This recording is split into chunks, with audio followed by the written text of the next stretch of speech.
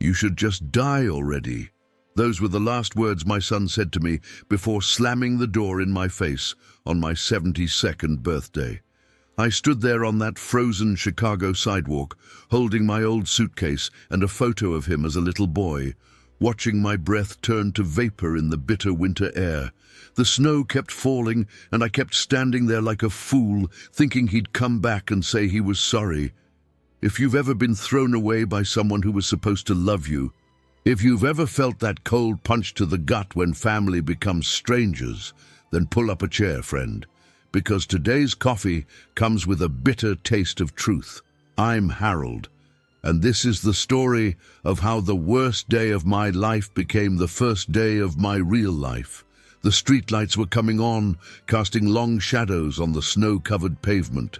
I could see neighbors peeking through their curtains, probably wondering why the old man was standing outside like a lost dog. My hands were going numb, but not from the cold, from the shock of realizing that 45 years of being a father had just been erased with 6 cruel words. I reached into my coat pocket and felt that crumpled lottery ticket I'd bought at Murphy's corner store on the way home from the grocery shopping I'd done for Michael's family. $1 and a dream.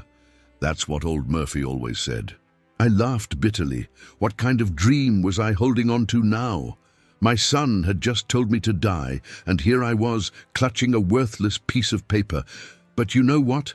If you're someone who believes that even in the darkest moments, there's still a flicker of light waiting to be found, if you think that sometimes the universe has a strange sense of justice, then stick around. Because what happened next changed everything. I thought I knew about family, money, and what it really means to be rich. The wind picked up, cutting through my old winter coat like it was made of tissue paper. I could have knocked on that door again, could have begged my own son to let me back into the house I'd helped him buy, but something in his eyes when he'd looked at me, something cold and final, told me that bridge had been burned completely. So I picked up my suitcase, straightened my shoulders, and started walking into the Chicago night. If you're enjoying this story of how one man found strength when everything seemed lost, go ahead and subscribe to Grandpa's Diaries. I've got plenty more tales where this came from, and trust me, they're all true. It wasn't always like this, you know. Michael used to be my little shadow, following me around the garage where I worked as a mechanic for 37 years. I'd boost him up so he could see under the hood of the cars, and he'd hand me tools with his tiny fingers, so proud to be helping Daddy fix things. His mother, my sweet Margaret, would pack us lunch in a brown paper bag, and we'd eat together on the old wooden crate I kept by the garage door. Those were the golden days when Michael believed his old man could fix anything that was broken. I remember teaching him how to change a tire when he was 8 years old. His little hands could barely grip the lug wrench, but he was determined. "I want to be just like you, Daddy," he'd say, grease smudged across his cheek. I'd ruffle his hair and tell him he could be anything he wanted, but secretly my heart swelled with pride thinking he wanted to follow in my footsteps. When Margaret got sick with cancer, Michael was only 12. I worked double shifts at the garage and took on weekend jobs to pay for her treatments. Michael would sit by his mother's bedside doing his homework, and she'd help him with math problems, even when the chemo made her so weak she could barely hold a pencil. We were a team then, the 3 of us against the world. Even when money was tight, we had each other, and that felt like everything. After Margaret passed, it was just me and Michael. I cooked his favorite pancakes every Sunday morning, attended every parent-teacher conference, and saved every penny I could for his college fund. When he graduated high school as valedictorian, I sat in that auditorium crying like a baby. The kid who used to struggle with reading because we couldn't afford a tutor had become the smartest one in his class. I was so proud I thought my chest might burst. College was expensive, more expensive than I'd imagined. I took out a second mortgage on the house and worked 7 days a week, sometimes pulling 16-hour days just to keep up with the tuition payments. My hands got more calloused, my back got more bent, But every time Michael called home excited about his classes or his grades, I knew it was all worth it. This was my investment in his future, in our future together. When he graduated from law school, I drove my old pickup truck 12 hours to attend the ceremony. I was the only one in the family section wearing work clothes, but I didn't care. My son was going to be a lawyer, something I could never have dreamed of being.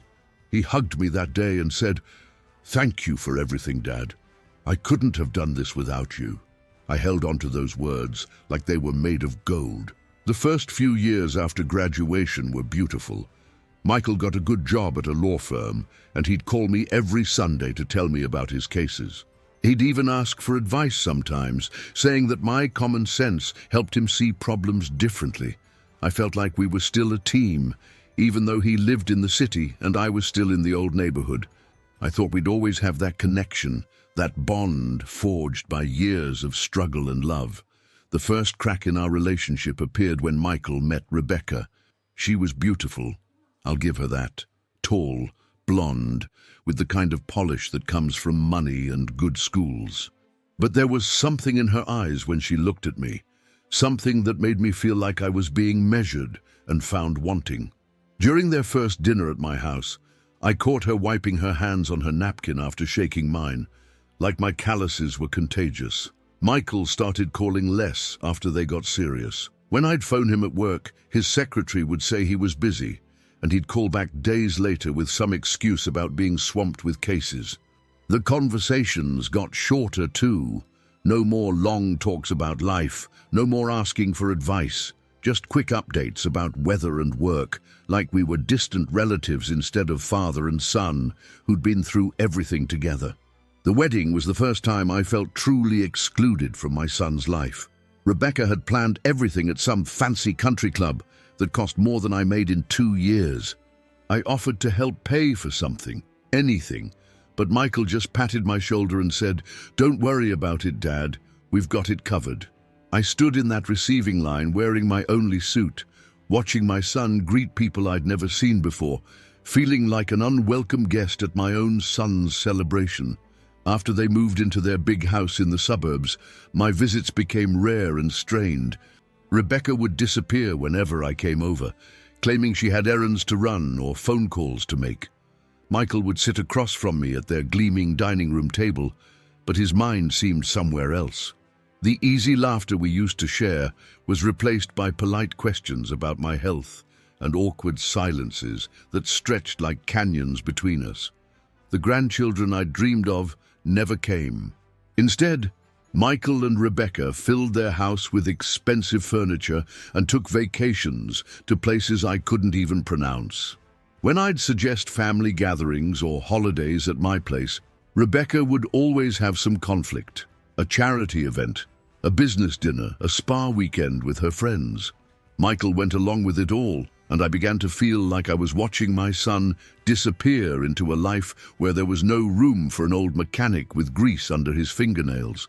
The phone calls became monthly, then every few months, then only on birthdays and Christmas. When I'd try to visit unannounced like I used to do, Rebecca would answer the door with a tight smile and tell me Michael was busy with work. I'd drive home wondering when I'd become such a stranger to the boy I'd raised, the child who used to crawl into my bed during thunderstorms and beg me to tell him stories about fixing cars. I started making excuses to myself. He was busy building his career, establishing his marriage, creating his own life.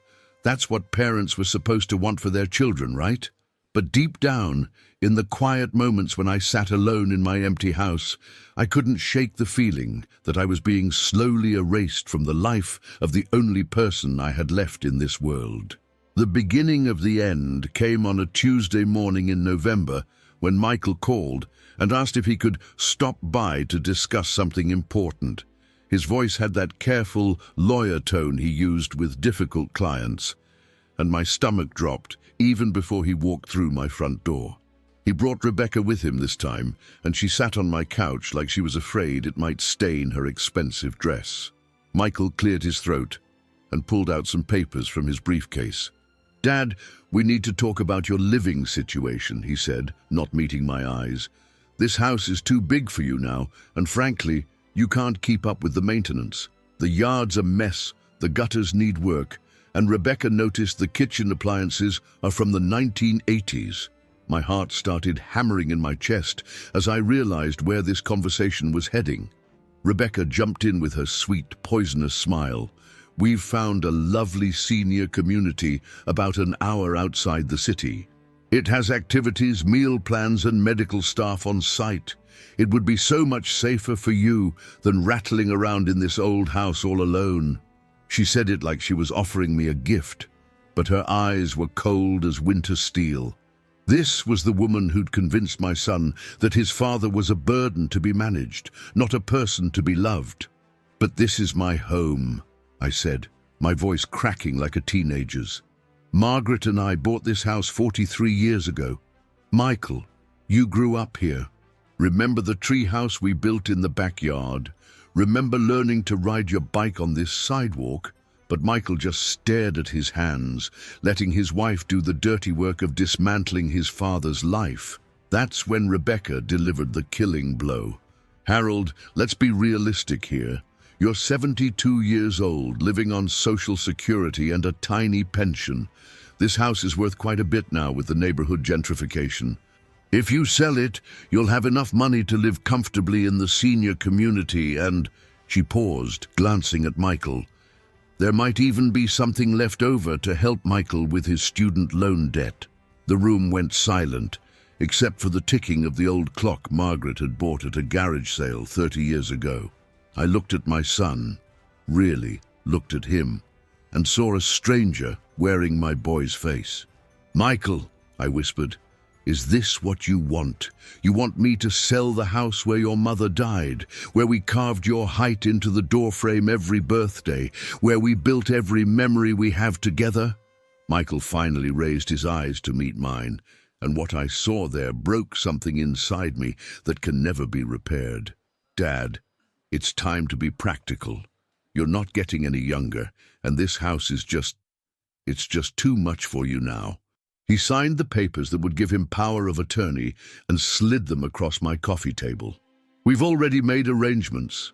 The moving truck comes on Friday, and your room at Sunset Manor is ready." I sat there holding those papers, my hands shaking not from age, but from the devastating realization that my own son had sold me out for money and his wife's approval. The child I'd sacrificed everything for, the boy I'd worked myself to the bone to educate and support, was throwing me away like an old newspaper. And the cruelest part was how businesslike they made it all seem, like they were helping me instead of destroying me. Moving day arrived like a funeral I wasn't ready to attend. The strangers Michael had hired handled my life's possessions with the efficiency of people who deal with other people's heartbreak for a living. 43 years of memories got sorted into 3 piles: keep, donate, and trash. The keep pile was pathetically small, just enough to fit into one corner of a senior facility room that would be smaller than my old garage. I found myself holding on to ridiculous things: Margaret's coffee mug, the wrench Michael had given me for Father's Day when he was 10, a photo of the 3 of us at his high school graduation. The movers were patient but rushed, and Rebecca supervised everything with a clipboard, making sure nothing valuable got accidentally packed with my belongings. She had already measured my new living space and deemed most of my furniture incompatible with the room dimensions. The drive to Sunset Manor felt like a death march. Michael sat in the passenger seat of my truck, the same truck he'd learned to drive in, while Rebecca followed behind in their luxury sedan. We didn't talk much during that hour-long drive, just occasional comments about traffic or weather. I kept waiting for him to say something, anything that would indicate he understood what this meant to me. But he just stared out the window like he was counting mile markers. Sunset Manor was exactly what you'd expect: sterile hallways that smelled like disinfectant and despair, activity rooms where broken people played bingo for prizes they didn't want, and a dining hall that served meals designed for people who'd forgotten what food was supposed to taste like. My room was clean and functional, with a small window that looked out onto a parking lot instead of the garden where Margaret used to grow tomatoes. After we'd moved my few belongings into that cramped space, I stood in what was supposed to be my new home and felt like I was suffocating. Michael checked his watch. Even here, even now, he had somewhere more important to be. "Well, Dad, you're all set up. The staff seems really nice, and I saw they have a workshop where you can tinker with small engines. That should keep you busy." I wanted to grab him by the shoulders and shake him, to make him see what he was doing to us, to our family, to the memory of his mother, who would have been horrified by this moment. Instead, I just nodded and walked him to the door. "Michael," I said as he was leaving, "your mother always said that family was the only thing that really mattered in this world. She'd be proud of the successful lawyer you became. But I wonder what she'd think about the man you've become." He stopped walking for just a moment, and I saw something flicker across his face. Maybe guilt, maybe regret, maybe just indigestion from the gas station coffee he'd drunk on the drive. But then Rebecca appeared at his elbow, reminding him about their dinner reservation, and the moment passed. They drove away in their separate cars, leaving me standing in a doorway that led to a life I'd never wanted, in a place that would never be home. The phone call came on my 72nd birthday, just as I was getting ready to walk to the dining hall for their celebration dinner, some kind of mystery meat with instant mashed potatoes and green beans from a can. I'd been at Sunset Manor for 8 months by then, and I'd grown used to the routine, though I never stopped feeling like I was serving time in a prison I'd never been sentenced to. "Happy birthday, Dad." Michael's voice sounded distant and formal, like he was reading from a script. "Listen, I know we were supposed to have dinner today, but something's come up at work. Big case, you know how it is." I did know how it is.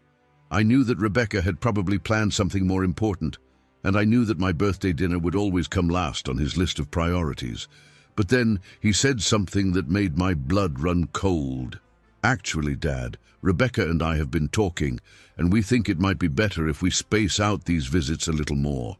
You seem to be adjusting well to life at the manor, and we don't want to disrupt your routine." I sat down hard on my narrow bed, feeling like I'd been punched in the stomach by someone I'd trusted completely. "Michael," I said, trying to keep my voice steady, "I'm not adjusting, I'm dying here, a little bit more each day. This place isn't living, it's just waiting to stop breathing. I need my family. I need my son." There was silence on the other end of the line, and I could hear Rebecca's voice in the background, sharp and insistent, though I couldn't make out the words. When Michael came back on the line, his voice had changed. It was colder, more final, like he was delivering a verdict in one of his court cases. "Dad, you need to understand something. Rebecca and I are building our life together, and we can't keep being held back by obligations to the past. You raised me, you did your job, and now it's time to let go and let us live our lives." I don't know what came over me then. Maybe it was 8 months of suppressed rage. Maybe it was the accumulated pain of watching my son slip away from me piece by piece. Or maybe it was just the fact that it was my birthday and I was spending it alone in a place that smelled like floor wax and broken dreams. "You ungrateful son of a bitch," I said, the words tumbling out before I could stop them. "I gave you everything I had, everything I was, and this is how you repay me?" That's when Michael said the words that changed everything between us forever. His voice was ice-cold and sharp as a blade. "You should just die already, Dad. You're just a burden now, and frankly, everybody would be better off if you just disappeared." The line went dead, and I sat there holding the phone, staring at it like it might explain how my son had turned into someone I didn't recognize. I packed my few belongings into the same suitcase I'd brought to Sunset Manor 8 months earlier. The staff tried to stop me, explaining that I couldn't just leave without proper discharge procedures, but I walked out that door and kept walking until I reached the bus station. I had $43 in my wallet, the clothes on my back, and a lottery ticket I'd bought that morning at the gift shop. My little birthday present to myself. The homeless shelter on Chicago's South Side wasn't the place I'd ever imagined spending my 72nd birthday, but it was warmer than the streets, and nobody asked questions about why an old man with a suitcase had nowhere else to go. I lay on that narrow cot, listening to the sounds of other forgotten people, men who'd lost jobs, women who'd lost families, kids who'd never had either. And I felt like I'd finally found my tribe. Dorothy was working the night shift at the shelter kitchen when I shuffled in, looking for a cup of coffee to warm my frozen hands. She was about my age, with grey hair pulled back in a practical ponytail and eyes that had seen enough heartbreak to understand mine without explanation. "First night?" she asked, pouring me coffee in a chipped mug. When I nodded, she just squeezed my shoulder and said, "It gets easier, honey. Not better, but easier." 3 days later, I was helping Dorothy sort donations when I remembered the lottery ticket in my coat pocket. "Might as well check it," I said to her, laughing at the absurdity of a homeless man playing the lottery. We walked to Murphy's corner store, where old Murphy let me use his scanner to check the numbers. The machine started beeping like crazy, and Murphy's eyes went wide as dinner plates. "Holy Mother of God," he whispered. "You just won $2.8 million. I stood there in that little corner store, holding a piece of paper worth more money than I'd made in my entire life, and all I could think about was Michael's voice telling me to die already.